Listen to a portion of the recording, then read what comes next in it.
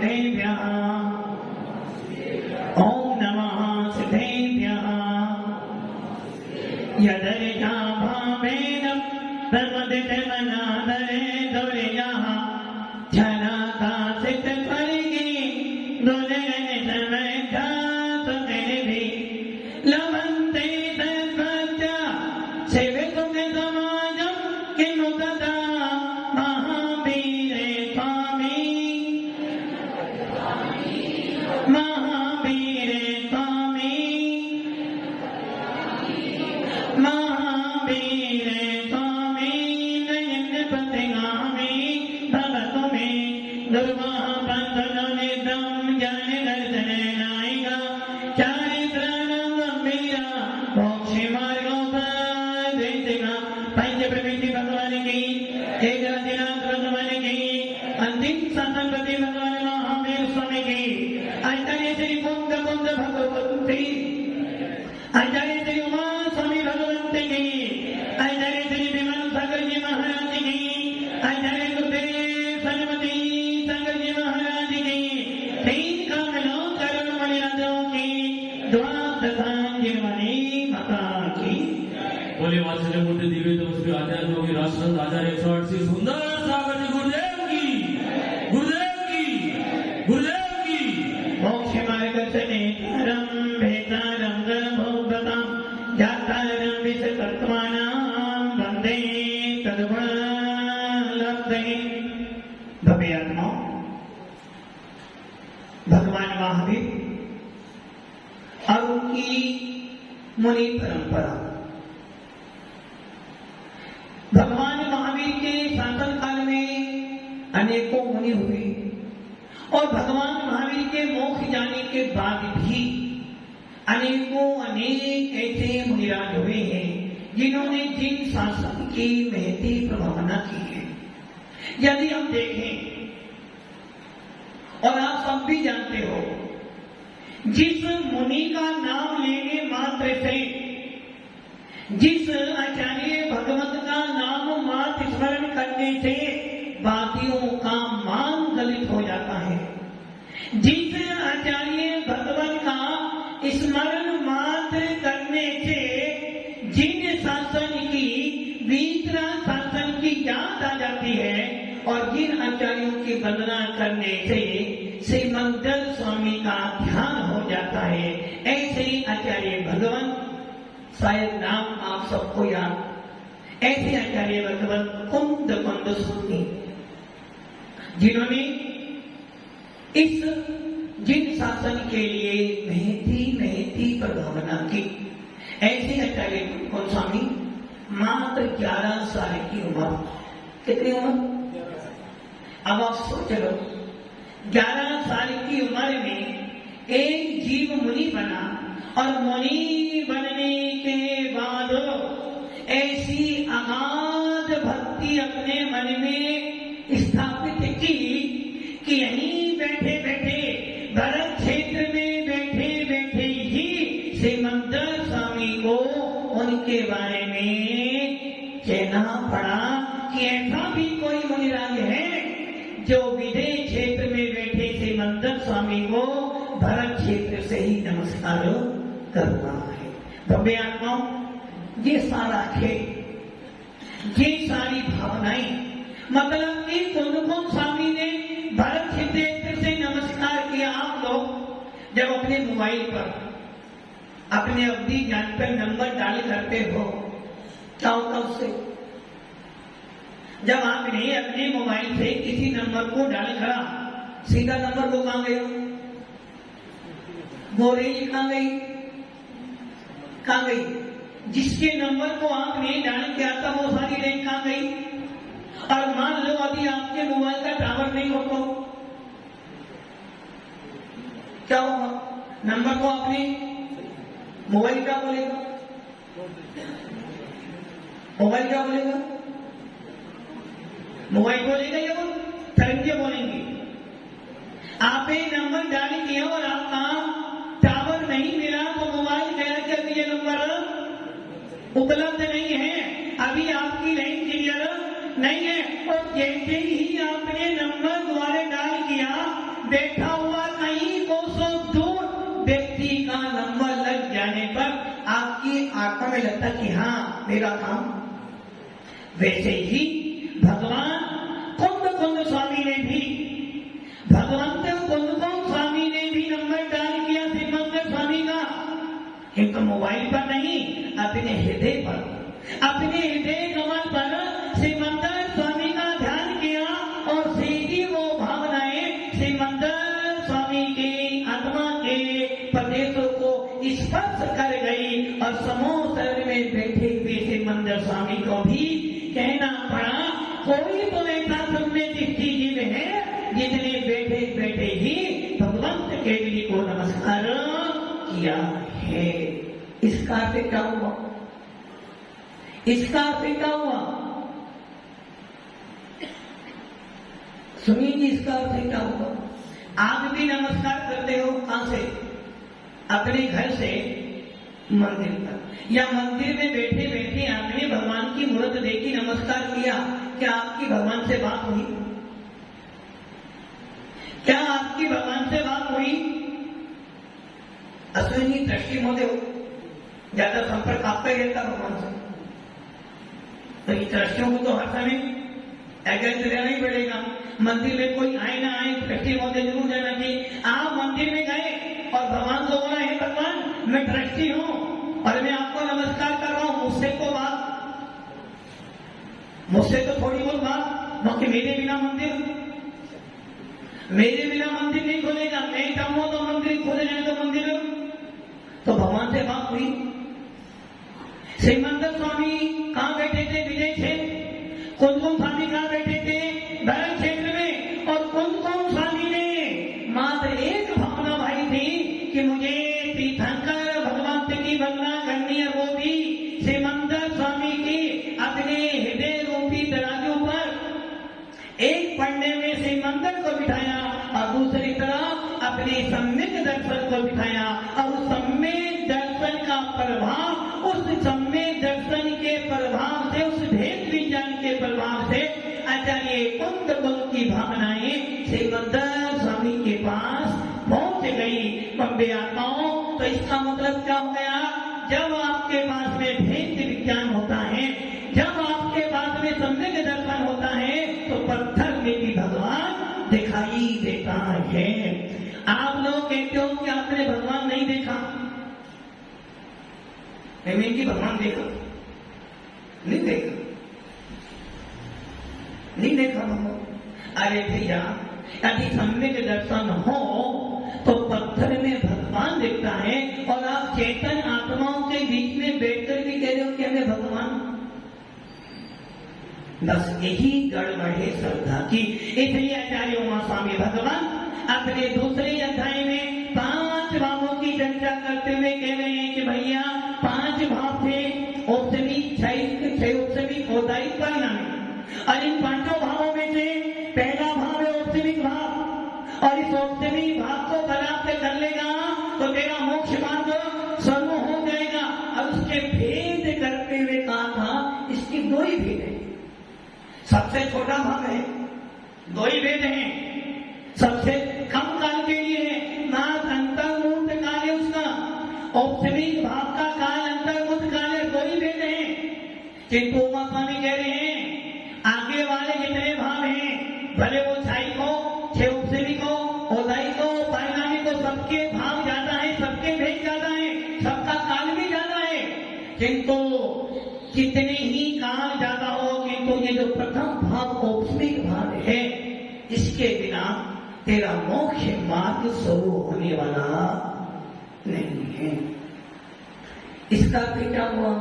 यदि तुमको चौथा पुण्य स्थान प्राप्त करना है, यदि तुझे बहिरात्मा से अंतरात्मा बनना है, यदि तू चाहता है कि तेरे अंदर अनंतानुबंधी कसाई का उदय ना हो, यदि तू चाहता है कि तेरी अनंतानुबंधी कसाई उदय में नहीं आए, और यदि तू ये चाहता है कि तेरे को भी वो शक्ति मिल जाए कि तू यहाँ बैठे बैठे नमस्कार कर और तीर्थंकर के लिए तुझे आशीर्वाद दे दे, तो उसके लिए तेरी श्रद्धा, तेरा औपचारिक सम्यक दर्शन, तेरा प्रथमोपम सम्यक दर्शन मजबूत मजबूत मजबूत होना चाहिए। जब तक श्रद्धा मजबूत नहीं तब तक तेरा कोई काम मजबूत। इसलिए कुन स्वामी को कहना पड़ा, कुन स्वामी अध्यात्म के वेत्ता, कुन स्वामी जिन्होंने आत्मा की चर्चा की है, आत्मा का अनुभव किया है, आत्मा का प्रैक्टिकल किया है, ऐसे कुन स्वामी को कहना पड़ा भैया ज्ञान तेरे पास में बहुत हो, कोई जरूरत नहीं, तेरे पास पूरा का पूरा दुआ संसार भी तू जानता हो, कोई मतलब नहीं, अच्छे से अच्छा ध्यान भी तू पालन करता है, कोई बात नहीं। यदि तेरी श्रद्धा गलत है तो तेरा ध्यान और चारी दोनों की दोनों गलत है। इसलिए सबसे पहले तेरी श्रद्धा मजबूत होनी चाहिए। कैसी मजबूत? कैसी मजबूत? अंधेरे में भी कोई कहे, अजीब दर्द में लगे, जब भी कोई तुमसे पूछ लो क्या बोलोगे? असली क्या बोलोगे?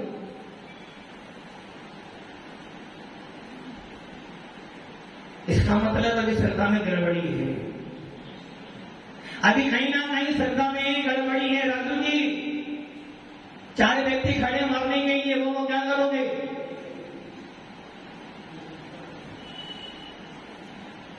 इसका मतलब अभी नाम के जेनी हो, काम के जेनी, इन ज्ञानी व्यक्तियों से पूछ लो, किसी भेद विज्ञानी से पूछ लो, 4 नहीं 10,000 आ जाए फिर भी भेद विज्ञानी कहेगा अनंत परिणाम गच्छामि।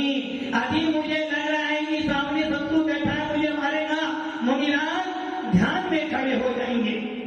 यदि किसी त्यागी व्यक्ति को मालूम पड़े कि आगे खतरा है और और कोई रास्ता नहीं, अब तो मुझे मारने आएगा, वो त्यागी व्यक्ति तुरंत वहां बैठेगा और क्या सोचेगा? आते माँ हो, आते माँ हो, आते माँ, मैं सदा गायक है स्वभावी आत्मा। इसे कहते हैं सम्यक दर्शन। अब व्याख्याओं, ये सम्यक दर्शन प्राप्त करने की पात्रता, इस सम्यक दर्शन को प्राप्त करने की पात्रता मात्र पंचेंद्रिय जीवों में है। और आप सब लोग कौन हो? पंचेंद्रिय। पवन जी पंचेंद्रिय हो, पंचेंद्रिय हो, विश्वास है कि हम पंचेंद्रिय हैं। संगी हो या संगी हो? संगी उसे कहते हैं जिसके मन नहीं होता है। संगी कौन होता है? जिसके मन नहीं होता है। आप कौन हो? मन है आपके, तो फिर आप संगी नहीं हो। संगी हो? अरे भाई, मेरे कहने से ना तुम संगी हो, ना मेरे कहने से असंगी हो। कुन स्वामी समय सार में कह रहे हैं, मेरे कहने से तू भगवान आत्मा नहीं है, मेरे कहने से तू नारकी नहीं है। यदि मेरे कहने से नारकी बन जाता तो मैं चाहता हूं सारे जी भगवान बन गए। आचार्य कुन स्वामी समय सार में कह रहे कि हे भक्ति जी, संबोधन कहते हैं हे भक्ति जी। और हमारे आचार्यों ने कभी भी कोई गलत शब्द नहीं बोला। क्या बोलते हैं? भक्ति जी, हे ज्ञानी, हे मुमुक्षु। और यदि किसी आचार्य ने बोल दिया हे मिथ्या दृष्टि जीव एक अभव्य, तो समझना वो आचार्य तुम्हें थप्पड़ मार रहे हैं कि तो अभव्य है, और जो अभव्य होता है वो कभी मोक्ष प्राप्त। दुनिया तुम्हें गाली देती है, कोई तुम्हें कठोर शब्द बोलता तो लगता बुरा, उसने कैसे बोला मुझे? और जब आचार्य भगवान कहने की हे आत्मा अज्ञानी मूल मिथ्या दृष्टि, तो समझ लेना तेरे को सबसे बड़ा कठोर शब्द कहने की तो अव्यय है, और जो अव्यय होता है कभी भेद विज्ञान प्राप्त, और जिसको भेद विज्ञान नहीं वो कभी मोक्षो नहीं बन सकता है। सामने वाले की गाली दिल पे लगती है किंतु अपनी आत्मा की आवाज कभी दिल पर सुनाई नहीं देती। मेरे कहने से आप कहनी नहीं हो। कौन स्वामी कह रहे भगवान, कौन स्वामी भगवान अपने आत्मा में कह रहे कि भैया, समय साल में कह रहे हैं कि भैया मेरे कहने से आत्मा को नहीं मानना, मेरे कहने से परमात्मा को नहीं मानना। मैंने तो बता दिया कि आत्मा ऐसी होती है, किंतु हो सकता है मैं कहीं गलत हो जाऊं, इसलिए पहले अनुभव कर, पहले प्रैक्टिस कर, और जब तुझे लगे कि हाँ प्रैक्टिकल सच्चा है तब तो आत्मा को आत्मा जानना। इसलिए मेरे कहने से संगी, पवन जी संगी हो, पवन जी दूध में घी नहीं है, पवन जी दूध में घी नहीं है, पानी में घी है, पानी में घी है, दूध में घी है, सबका है ना। ये तो पता है कि दूध में घी है, पानी में घी नहीं, किंतु आत्मा में संगी बना, ये नहीं पता। संगी हो,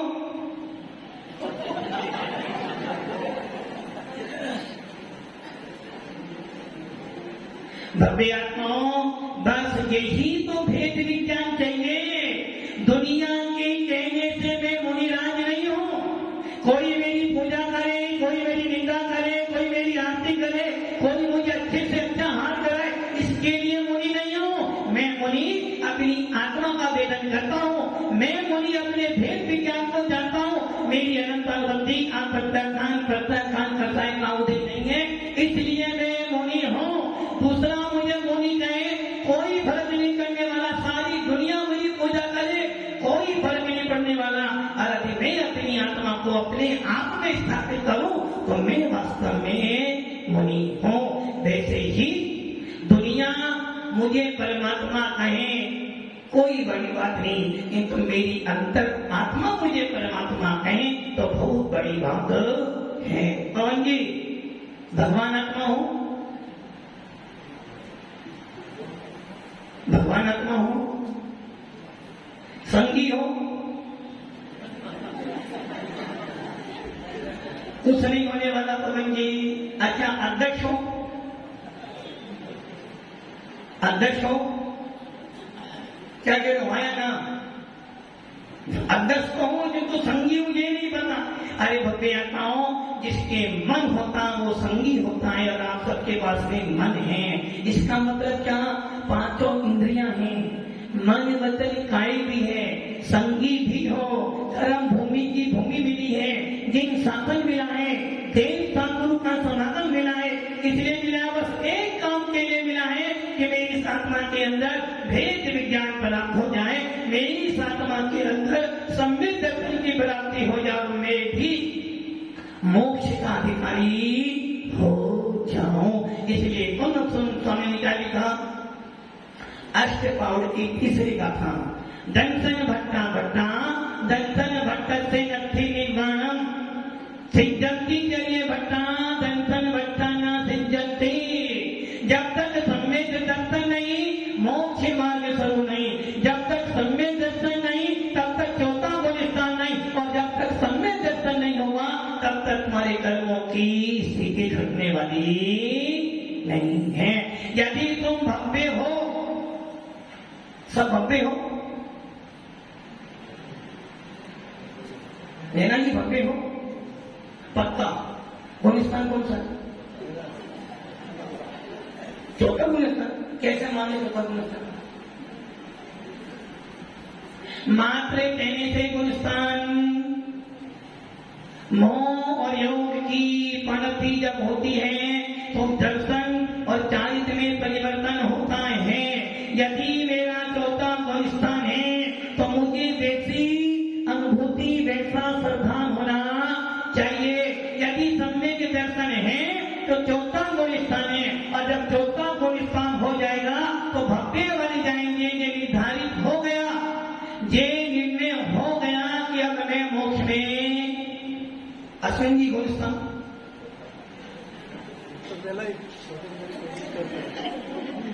कौन सा चौथा है, पहला तो है ही है, भावना बना रहे हो, भावना से गुलिस्तान। सुनिए जी, चौथा हो गया, कब से, अभी अभी से मत।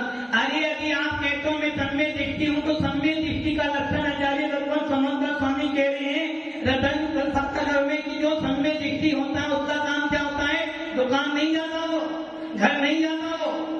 जो सम्य दृष्टि जीव होता हो तो हर पल हर क्षण पंच गुरु शरण शरणा, पांच प्रवृत्ति के चरणों में रहता है। इसका मतलब क्या हुआ, दुकान जाता तो है, तो दुकान जाते जाते भी भावना क्या है, रहे सता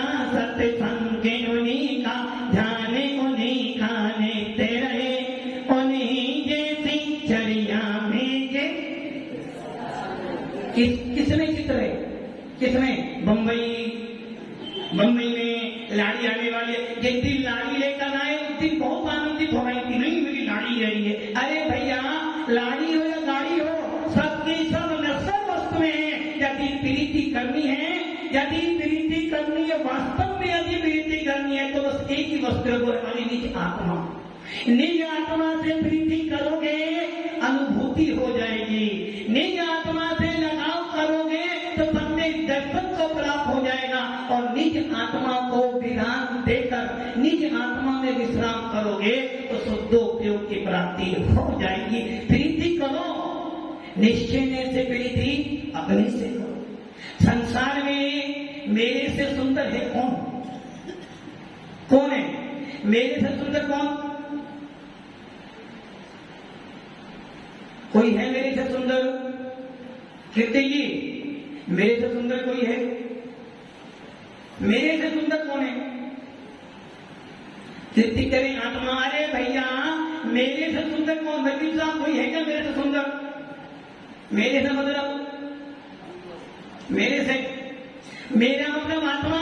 मेरी आत्मा से ज्यादा सुंदर कोई वस्तु, इसलिए पूरे विश्व के अंदर सबसे ज्यादा सुंदर कौन है? साधु कौन? स्वामीनाथ नहीं, सबसे सुंदर कौन? मैं।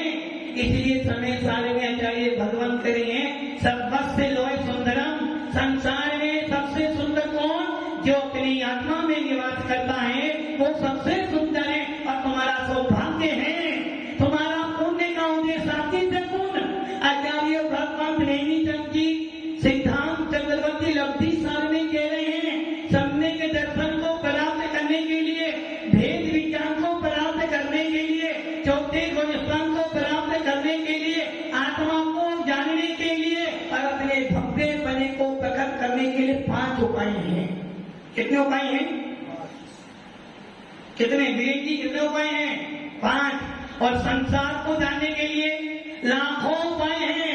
इन 5 उपायों को जान ले, तुझे सम्यक दर्शन प्राप्त हो जाएगा। पहला उपाय क्षयोत्सव लब्धि, दूसरा उपाय विशुद्धि लब्धि, तीसरा उपाय चेतना लब्धि, चौथा उपाय परार्थ लब्धि और 5वां उपाय करण लब्धि। ये 5 लब्धियां प्राप्त कर ले और ये 5 लब्धियां तेरी ही आत्मा में उत्पन्न होने वाली है, जिसमें से 4 लब्धियां हर कोई कर सकता है। किंतु ये ध्यान रखना, यदि 4 लब्धि प्राप्त कर ले तो भव्य भी हो सकते हो और अभव्य भी। और यदि करण लब्धि, करण मतलब परिणाम, यदि तूने परिणामों को निर्मल कर लिया उसी क्षण तुझे सम्यक दर्शन हो जाएगा। और जैन शासन तुझे एक देश जिन कहकर तुझे वंदना करेगा। सम्यक दर्शन है तो वंदना का पात्र है, और सम्यक दर्शन नहीं है तो कोई भी जैन शासन तुझे मानने वाला। इसलिए अपने अंदर की आत्मा में आचार्य उमा स्वामी भगवान का तत्वा सूत्र के दूसरे अध्याय का 3रा सूत्र औपसमी सम्यक चारित्रे, औपसमी सम्यक और औपसमी चारित्र। इसमें से तू औपसमी भाव को प्राप्त कर ले, प्रथमोत्तम सम्यक दर्शन प्राप्त कर ले, तेरा मोक्ष मार्ग शुरू हो जाएगा और तू भी एक दिन सिद्धों के पास जाकर विराम कर लेगा। ओम नमः सिद्धि।